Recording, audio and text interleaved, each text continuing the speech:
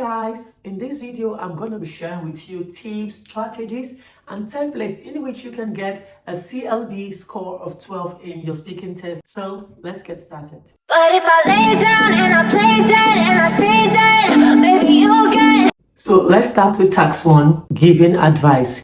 Here you have 30 seconds to prepare what you'll say and you have 90 seconds to speak, so you have to be very fast. A scenario will be provided where you will need to advise somebody. It could be a friend, it could be a family member, it could be a colleague, or it could be someone close to you. So an example could be your friend is planning to move to a new city and seeking advice. Provide your recommendation. So tip number 1 is you need to speak directly as if that person is standing right in front of you. So you can say, "Hi John, I heard you're moving to a new city. Okay, I have some tips to help you." Tip number 2 is to go ahead to offer at least 2 or 3 specific advice to that person. For example, you can go ahead to say, "First of all, it's wise to secure a job before moving. Secondly, researching neighborhood for safety and convenience is key."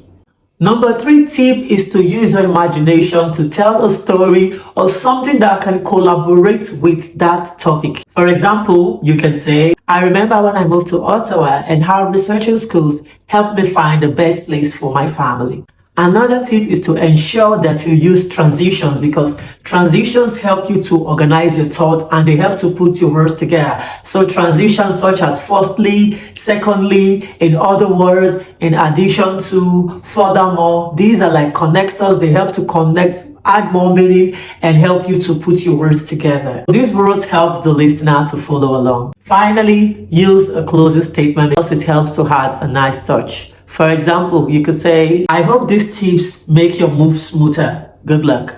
Okay, in task 2, you'll be asked to talk about a personal experience. The question will be something like, "Talk about a time when you helped someone. What did you do and how did you feel?" So start by clearly setting the scene, describe the situation briefly to provide content. For example, you can say, "Back in the university, I had a roommate who was struggling with his studies and I saw an opportunity to assist." Next thing you need to do now is to share your actions. You need to explain what you did. So you can go ahead to say, "I noticed he was having trouble with further maths, so we set up a weekly tutorial sections where I helped her understand complex formulas." Remember, the task also expects you to explain how you feel. So don't forget that. Remember to explain how you felt when you helped that person. You can go ahead to say, "Helping her to succeed was not only rewarding, but also strengthened our friendship and I feel proud and fulfilled." Another tip is to make your story more engaging, and you can make your story more engaging by using more descriptive languages. For example, you can say, "I'll never forget the smile on her face when she passed her exam. It was a moment of pure joy and accomplishment." And then finally finish up with a reflective statement about your experience. For example, you can go ahead to say, "This experience has taught me the value of empathy and the impact small gestures can have. It's something I will always cherish."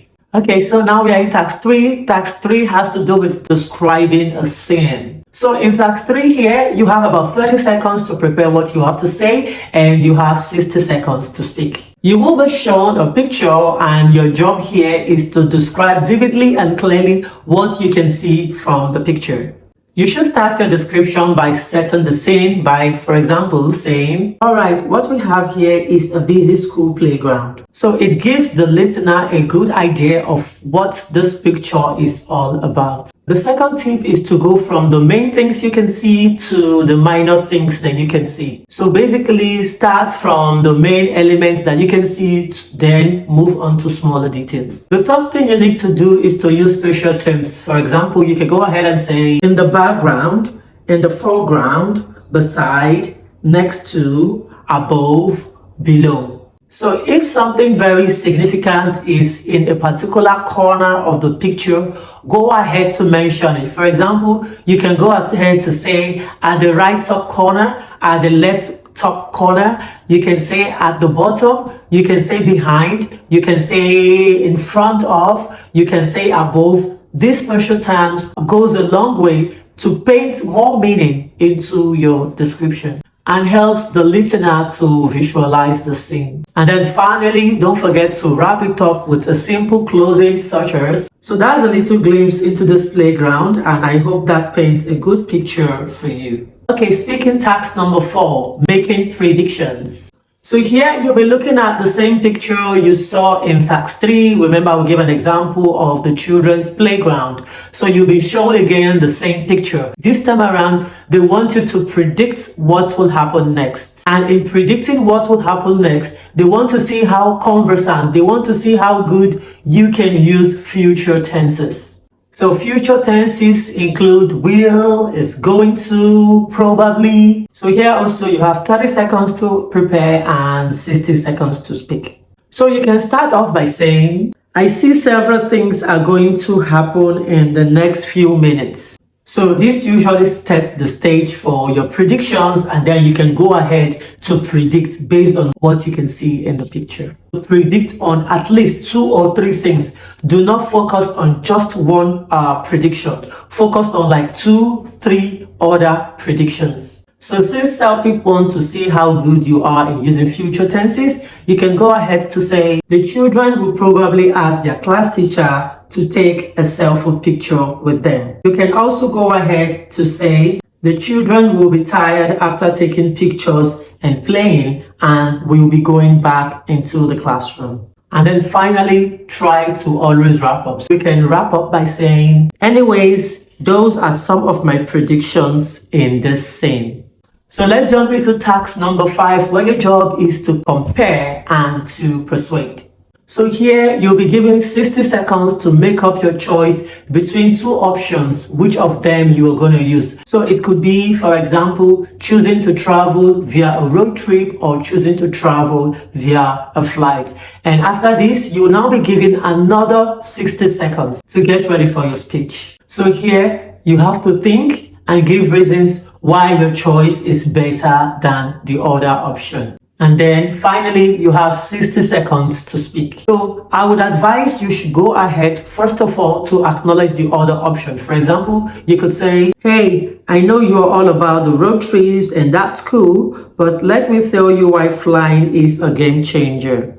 Then the next thing you need to do is to bring up at least 2 or 3 strong reasons to back up your points. So you can go out to explain how flying it's faster, or you can go ahead to explain how traveling via road is cheaper. And then don't forget to use comparative words such as faster, such as cheaper, such as more comfortable, because this exercise has to do with comparison. So for example, instead of saying my option takes 3 hours while yours takes 5, you can go ahead to say, my option is way faster than yours. And then finally, sum up your points and close with a very strong conviction. You can go ahead and say, so yeah, that's why flying will get us to the fun way quicker than a road trip. I hope you are on board with that. Alright, task 6 has to do with dealing with a very difficult situation. So you have 60 seconds to work on your points, on what you want to speak about, and you have another 60 seconds to speak.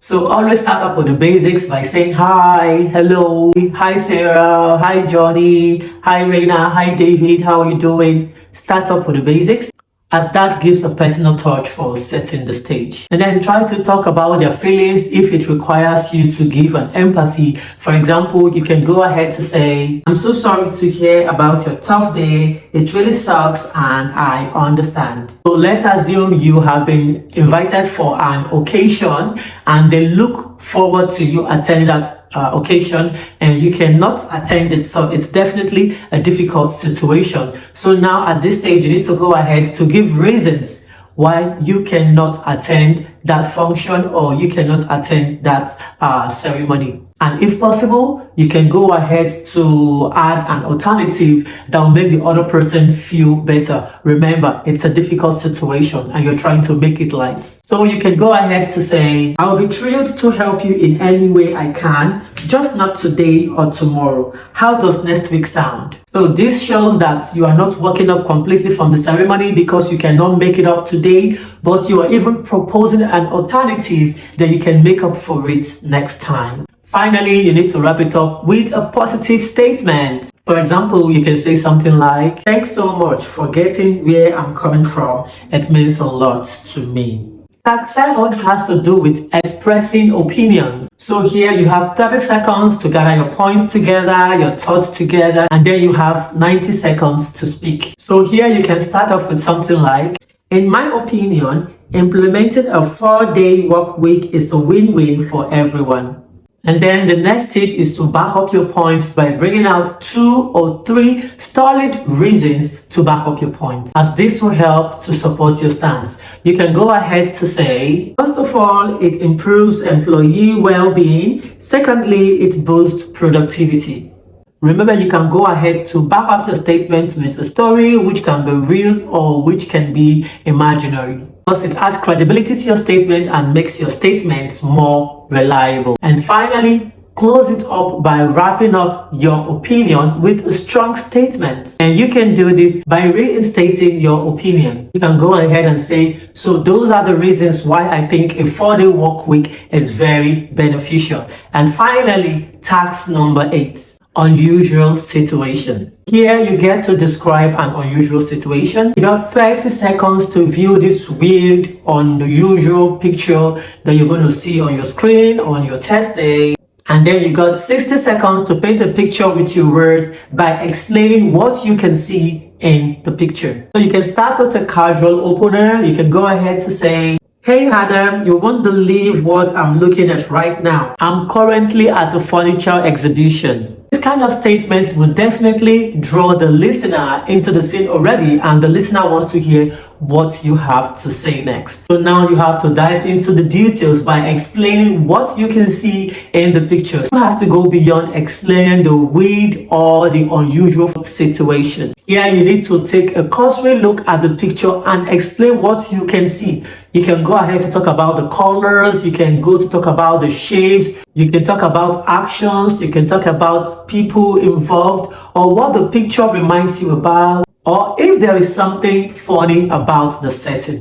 So you can go ahead to add a touch or a dash of emotion. You can explain how the unusual situation of that picture makes you feel or what it reminds you about. So go ahead and wrap it up finally by ending it up with a statement such as, "So that's the quickest scene I'm looking at. Hopefully I managed to paint a good picture for you." Okay guys, so that's it. I hope this video was helpful. Remember to give this video a thumbs up sign and drop all of your comments in the comment section. And also remember to share this video if you know anyone who would be writing the CELPIP exam or any other English proficiency exam to apply for their PR or their admissions in school. And I'll see you in the next video. Take good care. Bye.